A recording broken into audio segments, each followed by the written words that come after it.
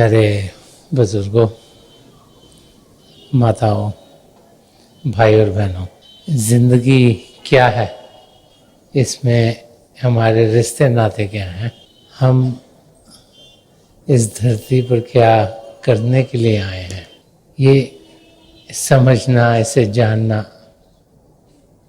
ये हम सब चाहते हैं। सही मकसद हमारा जीने का क्या है, इसे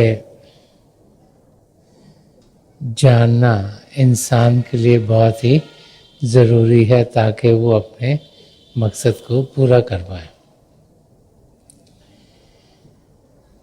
बहुत कुछ हम देखते हैं, सुनते हैं, हमारे एक्सपीरियंसेस, अनुभव भी होते हैं और उनके ज़रिए हम ज़िंदगी को समझने की कोशिश करते हैं। जिस जिस हाल में हम अपने आप को पाते हैं, वही हमें लगता है कि असली है। और असलियत क्या है,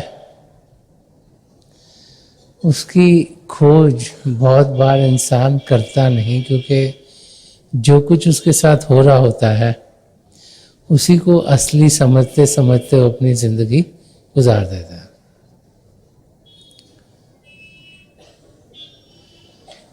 हम भूल जाते हैं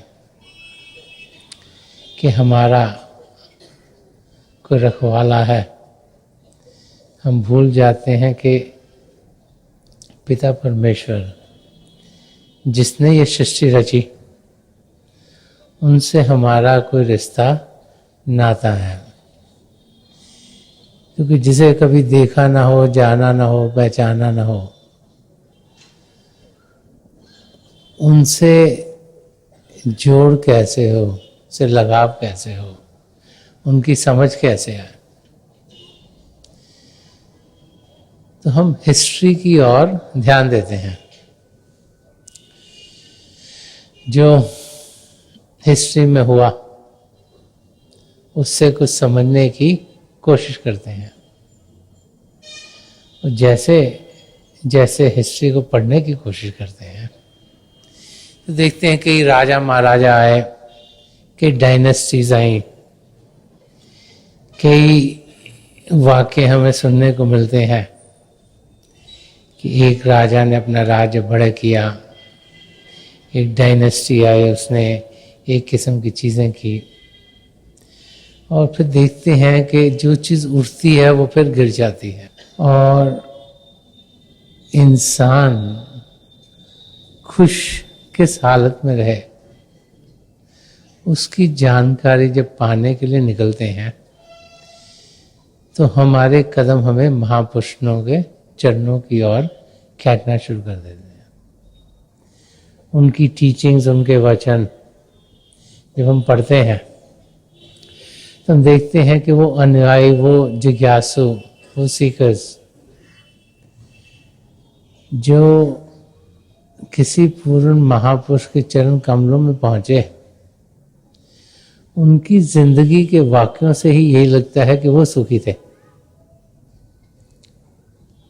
वो जो कह गए, जो लिख गए,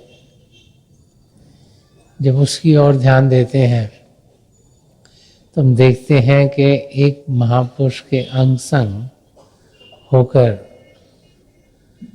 इंसान सुख चैन पाने के लायक हो जाता है। महापुरुष हमें ये समझाते हैं कि हम सब पिता परमेश्वर की संतान हैं।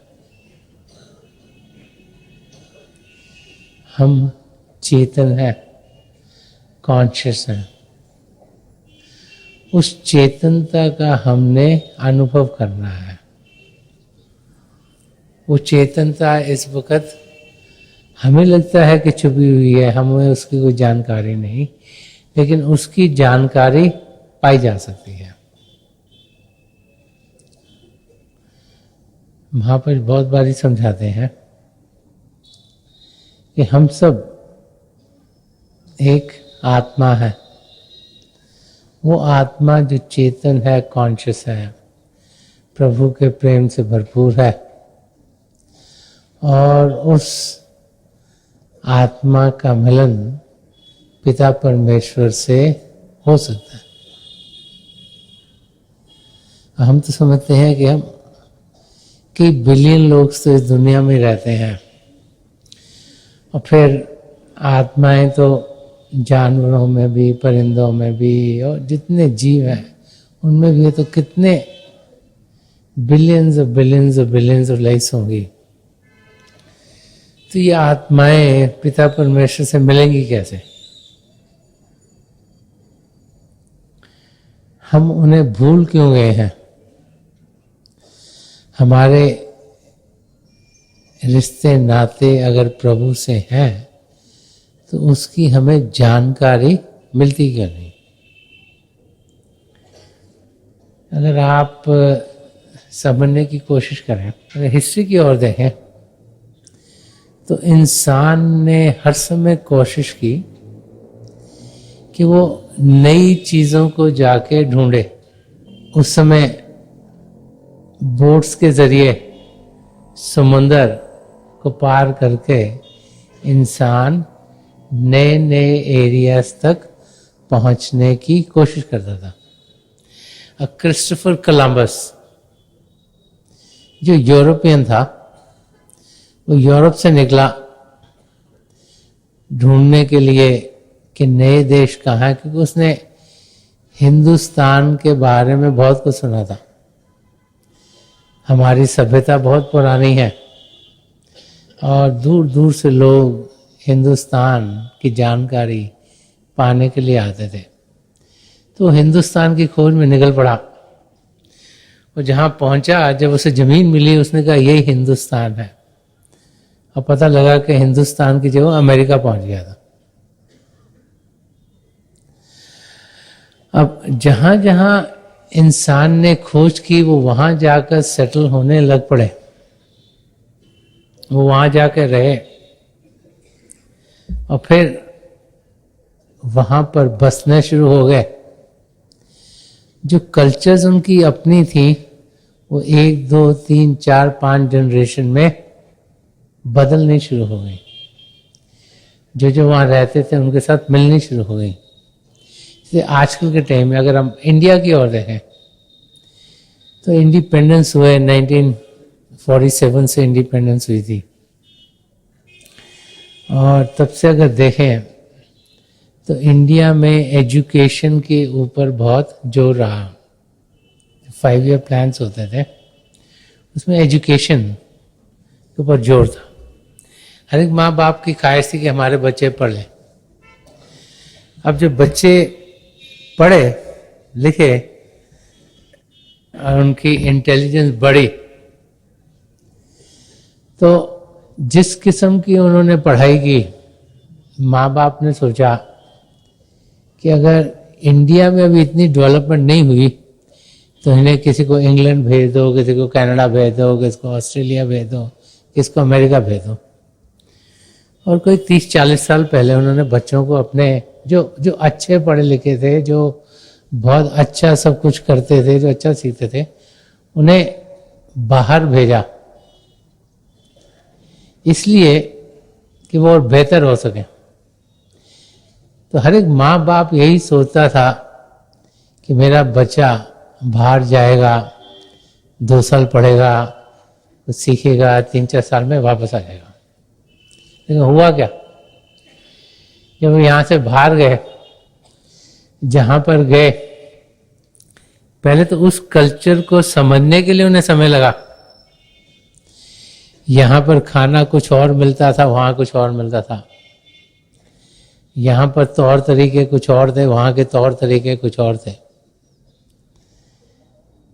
पहले वहाँ पर कुछ पढ़े लिखे, फिर वहाँ के तौर तरीके समझे, फिर वहाँ पे काम करना शुरू कर दिया। और जब काम करना शुरू कर दिया तो उस एनवायरनमेंट में वो धंसते चले गए। समय के साथ साथ जो नौजवान थे, कईयों की तो शादियां वहीं हो गई, उनकी तो पहली जनरेशन ही में बदलाव आना शुरू हो गया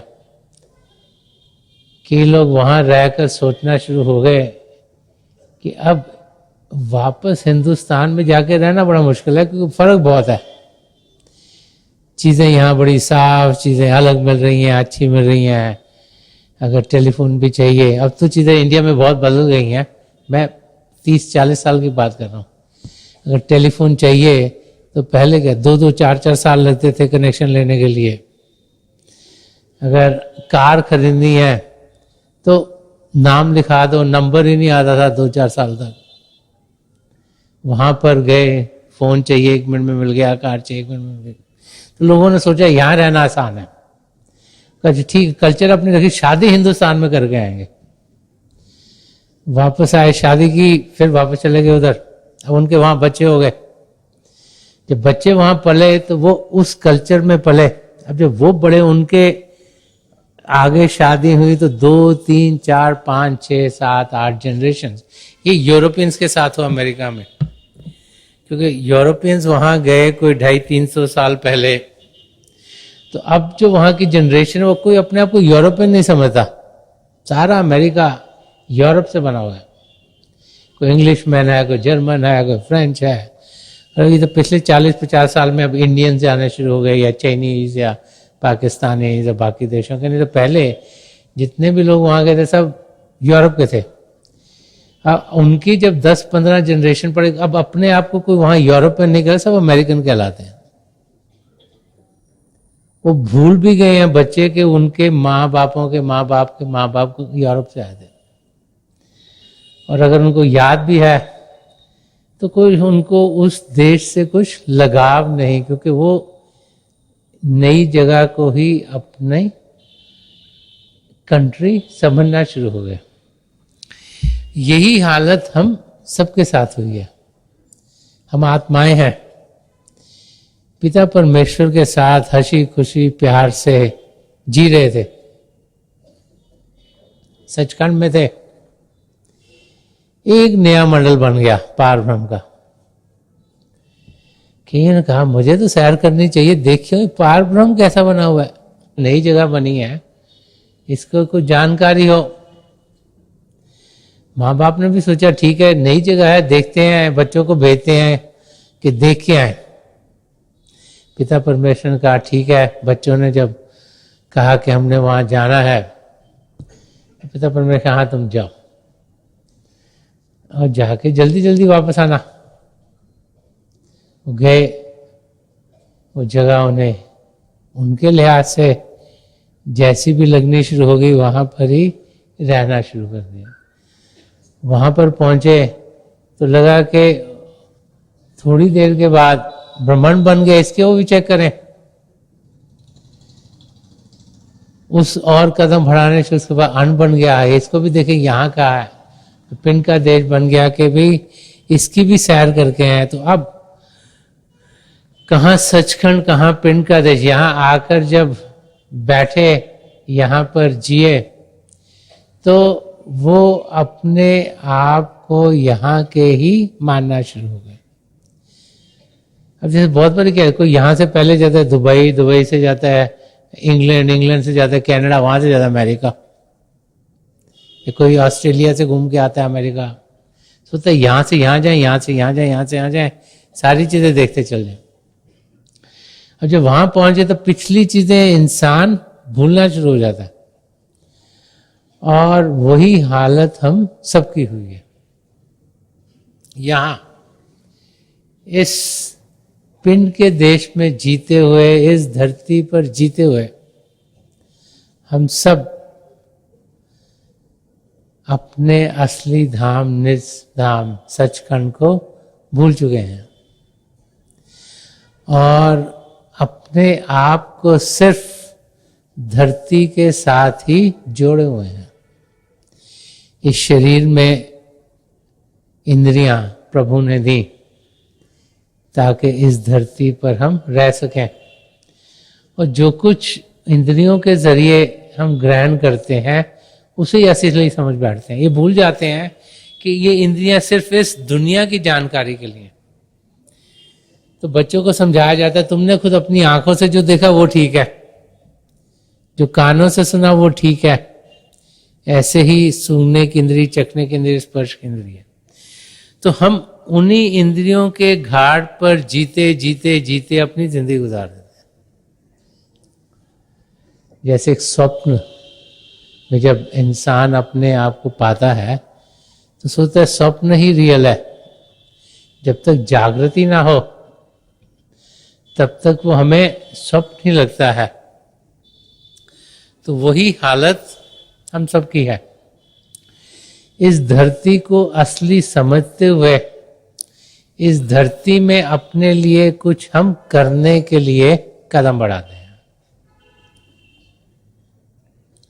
ये भूल जाते हैं कि जितने कदम यहाँ जुड़ने के लिए बनाएंगे उतने ही हम प्रभु से दूर होते चले जाएंगे।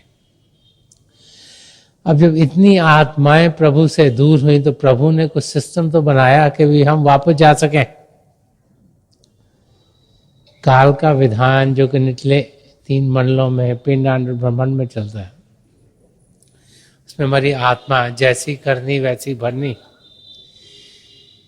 कि विधान के अंदर इतनी फंस गई कि कुछ भी सोचते हैं उसका भी भुगतान करना पड़ता है। अच्छा सोचते हैं उसका भी, खराब सोचते हैं उसका भी। तो अगर भुगतान ही करते रहे तो निकलें कैसे?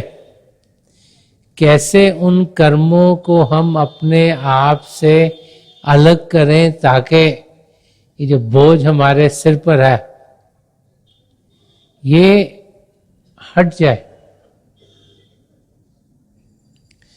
जैसे कोई वाक्य सुनाया जाता था कि एक इंसान था, बहुत अमीर होना चाहता था। तो किसी ने कहा कि वहां ऊपर पहाड़ों में ऊपर एक गुफा है, वहां पर तुम जाओ तो तुम्हारे को बड़े हीरे जवाहरात मिलेंगे। और to cut the story short, जब वो ऊपर वहां पहुंचा तो उसने देखा कि बहुत से हीरे जवाहरात पड़े हैं। और जब उनको उठाने लगा तो वहां एक आदमी था, उसके सिर पर एक चक्र घूम रहा था। तो वो दरवाजे के पास खड़ा था। तो उस आदमी ने कहा कि अगर तुमने हीरे लेने तो ये चक्र मेरे सिर से तुम्हें अपने सिर पर रखना पड़ेगा, तो तुम्हें हीरे मिल जाएंगे। तो उसने कहा ठीक है। तो उसने अपना चक्र उगाड़ के उसके सिर पर रख दिया। और जैसे सिर पर रखा तो उसने देखा ना वो चल पाया ना उठ पाया, पैर ही उठा नहीं सका। कि उस चक्र का भार इतना था कि उसको उसने हिलने ना दिया। तो उस आदमी ने, जिसने चक्र दिया था, उसको यही कहा कि मैं भी हीरे लेने आया था और ये चक्र मुझे दिया था, मेरी जान छूटे, कोई और आएगा तो तुम यहां से निकलना। तो हम लोग लेने कुछ जाते हैं, पाते कुछ और है, उसमें ही धस जाते हैं। जितना दुनिया की और कदम बढ़ाते हैं, कोई दुनिया की चीजें पाने की कोशिश करते हैं, उतना ही कर्मों का बोझ हमारे ऊपर बढ़ता चला जाता है और हम 84 लाख जियाजुन में और फंसते चले जाते हैं। तो महापुरुष जब भी इस धरती पर आए हैं हमारी मदद के लिए आए हैं ताकि हमारे कर्मों का बोझ वो कम कर सकें।